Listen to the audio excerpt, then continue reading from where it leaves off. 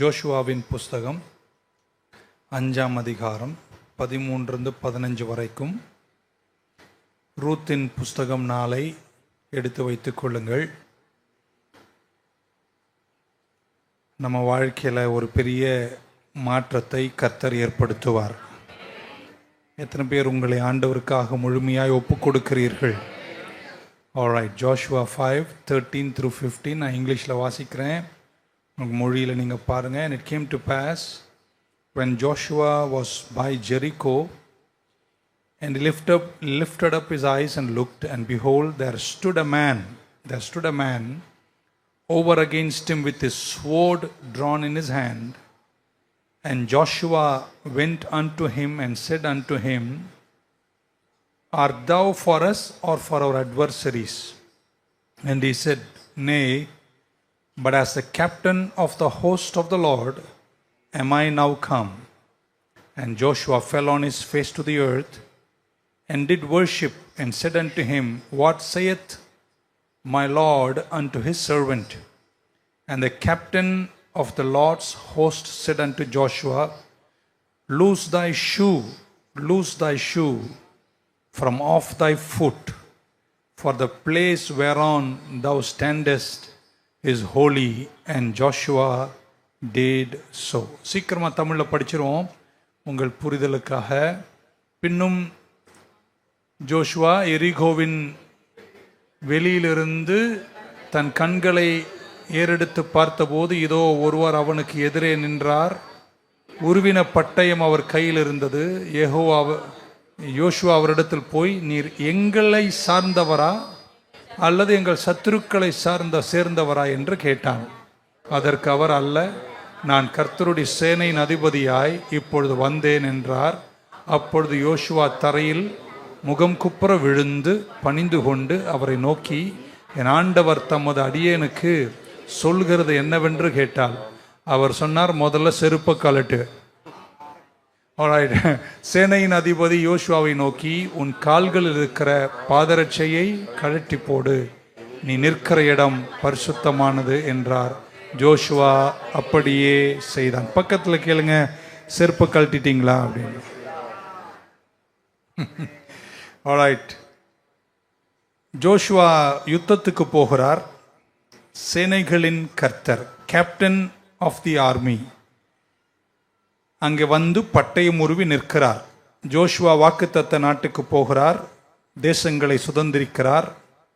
ராட்சசர்கள் நிறைந்த ஒரு கானானை சுதந்திரிக்க வேண்டும். முதல் பட்டணம் எரிகோவின் பட்டணம். அவர் சாயங்காலத்தில் போய் யுத்தத்துக்காய் நிற்கிறார். எரிகோவை கண்ணேறெடுத்து பார்க்கிறார்.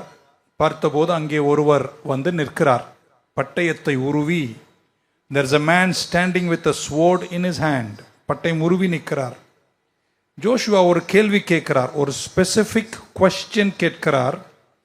யார் பக்கத்தில் நீங்க வந்திருக்கீங்கன்னு கேட்கிறார். Whose side are on you? எங்களுக்காக வந்தீங்களா, எங்கள் சத்துருக்களுக்கு சார்பில் வந்தீங்களா என்று கேட்கிறார். அந்த பட்டயம் உருவின மனிதனை பார்த்து. இப்போ வேத அறிஞர்கள் கருதுகிறார்கள், அன்றைக்கு பட்டயம் உருவி அங்கே வந்து நின்ற சேனைகளின் கர்த்தர் இயேசுவாய் தான் இருக்க வேண்டும் என்று மேக்சிமம் இறையியல் வல்லுநர்கள் நம்புகிறார்கள். சிலர் அப்படி நம்புகிறார், சிலர் தூதன் என்று சொல்லுகிறார்கள். கர்த்தர் அங்கே வந்து நின்றார். முதல் கேள்வி அவர் கேட்கிறார், நீங்க எங்களுக்காய் வந்தீங்களா இல்லை எங்க சத்துருக்களுக்காக வந்தீர்களா என்று கேட்கிறார். அந்த கர்த்தர் சொன்ன வார்த்தை, நான் உனக்காகவும் வரல, நான் அவங்களுக்காகவும் வரல. நீங்க தப்பான கேள்வியை கேட்கிற ஜோஷுவா. நான் உன் சைட்லையும் இல்லை, அவங்க சைட்லையும் இல்லை. ஆனால் நான் உன்கிட்ட ஒரு கேள்வி கேட்குறேன், நீ எந்த சைடில் இருக்கீங்களா எல்லாரும் உயிரோட காலையில்? I ask you whose side you are. நீ எந்த பக்கத்தில் இருக்க ஜோஷுவா என்று கேட்டார். ஆமென். ஸோ ஜோஷுவாக்கு சொல்றார், மகனே ஜோஷுவாவே, நான் இங்கே வந்து இந்த சைடு அந்த சைடுன்னு வரல, நான் யுத்தத்தை ஜெயிக்க வந்திருக்கிறேன். இப்போ நான் யார் சைடில் இருக்கேன் என்பதை விட நீ யார் சைடில் இருக்கிறியோ அந்த சைடு ஜெயிக்கும். ஏன்னா நான் சேனைகளின் கர்த்தர். இவங்க புரிஞ்சிருக்கும்னு நினைக்கிறேன். இந்த உலகத்தில் நமக்கு தெரிஞ்சு 2 சைடு தான் இருக்கும். ஒன்று தேவன் சைடு, இன்னொன்று பிசாசு சைடு. தேவன் சைடில் இருக்கிறவங்க எல்லாம் ஒரு அல்லேலூயா சொல்லுங்க பார்க்கலாம். அந்த சைடை கேட்க வேண்டிய அவசியம் இல்லை, அங்க இல்லை நீங்க. ஆமென். சோ அவர் கேட்கிறார், நீ ஏன் பட்சத்தில் இருக்கிறியா, அவர் பட்சத்தில் இருக்கியான்னு ஜோஷுவா கேட்டார். கர்த்தர் சொன்னார், நெய்தர் சைட், பட் நீ ஏன் பட்சத்தில் இருந்தினா நான் உனக்கு ஜெயத்தை தருவேன். எத்தனை பேர் நீங்க நம்புறீங்க? நீங்க கர்த்தருடைய பட்சத்துல வந்து உங்களை முழுமையா ஒப்பு கொடுத்தா, நான் நம்புறேன் இந்த யுத்தங்களை எல்லாம் கர்த்தர் உங்களுக்கு ஜெயமாக முடிப்பதற்கு வல்லவராய் இருக்கிறார். ஆமென். ஒரு குடும்பத்தை கவுன்சிலிங் பண்ணும்போது, ஆலோசனை சொல்லும்போது, பிரச்சனை நடக்குது, ஒருத்தர் குற்றங்களை சொல்லிட்டே இருக்காங்க. இவர் அப்படி, அவங்க அந்த அம்மா இவரை சொல்றாங்க, இந்த அம்மா அவர் சொல்றாங்க. நடுவில் நாங்கள் மாட்டிக்கிறோம் பாருங்க.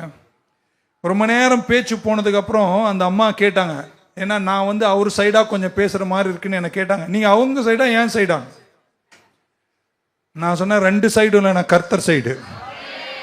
அதுக்கப்புறம் சொன்னேன், உன் குடும்பம் நல்லா இருக்கணும்னா நீங்களும் கர்த்தர் சைடில் 2 பேரும் வந்துட்டீங்கன்னா உங்க குடும்பம் நல்லா இருக்கும். நான் சொன்ன ஆழம் புரிஞ்சிருப்பீங்கன்னு நினைக்கிறேன்.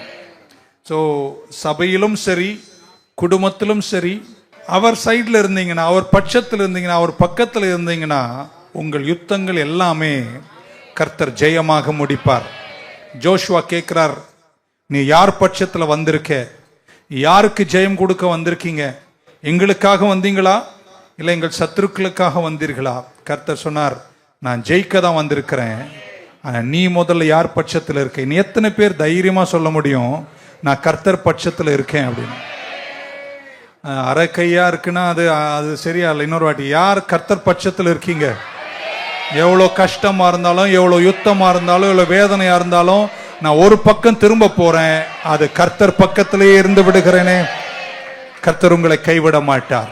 உங்க யுத்தங்கள் ஜெயமாய் முடியும்.